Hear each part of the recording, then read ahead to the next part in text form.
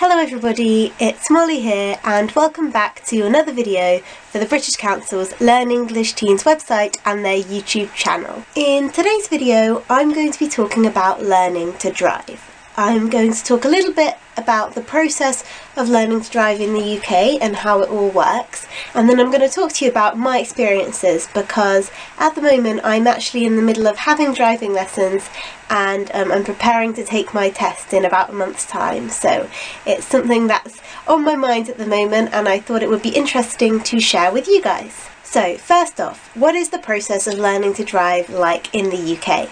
You can start driving in the UK when you're 17 years old, but before you do that, you have to apply for your provisional driving licence. You can apply for your provisional driving licence when you're 15 years old and 9 months, and any time after that.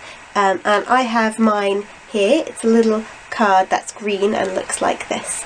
Once you have your provisional driving licence, you're allowed to start driving on the road. But there are some rules about this. You have to put L plates on your car to show that you're a learner, and you have to be supervised, so that either means with a driving instructor that's qualified, or you can go in the car with a family member or a friend or something like that, but they have to be over 21 and they have to have been driving for at least 3 years with their licence. Now, before you take your practical test, you have to have taken your theory test. The theory test is made up of 2 parts.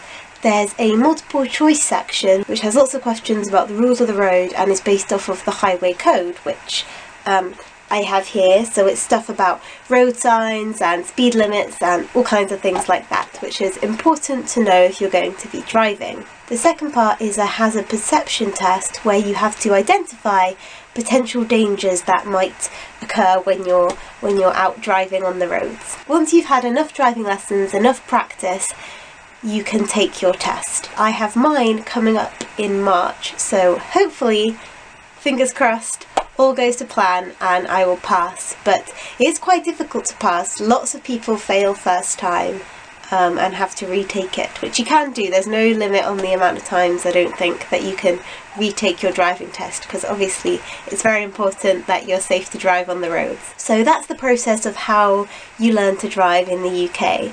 And now I want to talk to you a little bit about my experiences. So when I was 17 and a half, I started having driving lessons.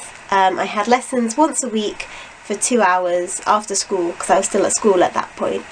And I really didn't like driving. I found it very stressful. I was terrible at it. I had a few lessons, maybe about 10 or maybe even a few more, but then I just sort of gave up because I was like, it's not for me, I don't like driving. But now I'm 21, so that's 4 years later, and because of my circumstances at the moment, I've been at home for 2 months with not much going on, so my parents suggested that I learn to drive. So I started lessons again, and this time it's going a lot better, which I'm really, really happy about.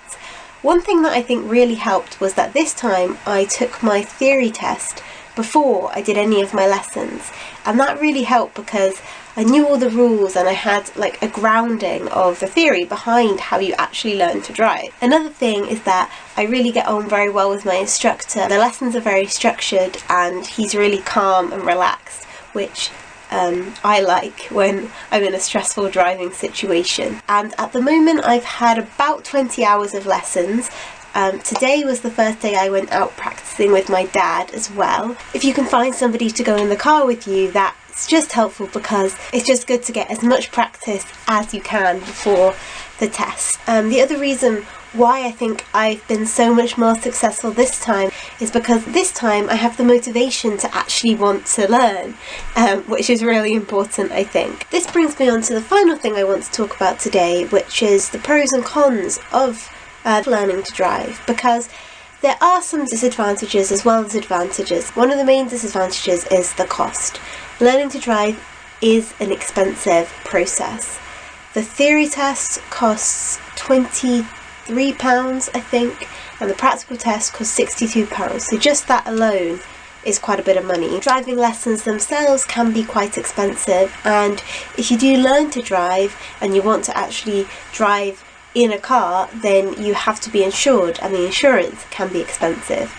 So it's not the cheapest thing to learn to do. Obviously, driving a car overtaking public transport is not so good for the environment. So that's something to bear in mind. And if you live in a really big city with good public transport links, you don't necessarily need a car, but there are definitely good reasons to learn to drive. For a teenager or a young adult like me, it does give you independence. Instead of having to rely on my parents to drive me to places, I can drive myself. But the main reason why I want to drive is because it's a really useful skill, and I just don't know when I'm going to need it. I don't know where I'm going to live when I finish university. I don't know what kind of job I'm going to get. I don't want to not be able to go for an opportunity in life because I can't drive. I hope you enjoyed this video about learning to drive. It's quite an exciting thing to do, a bit scary at times, but also an important thing and kind of a rite of passage. Fingers crossed I pass, and I might make another video for you nearer the time about the test and how that was, if that is something you guys would be interested in. And I'll see you in the next video.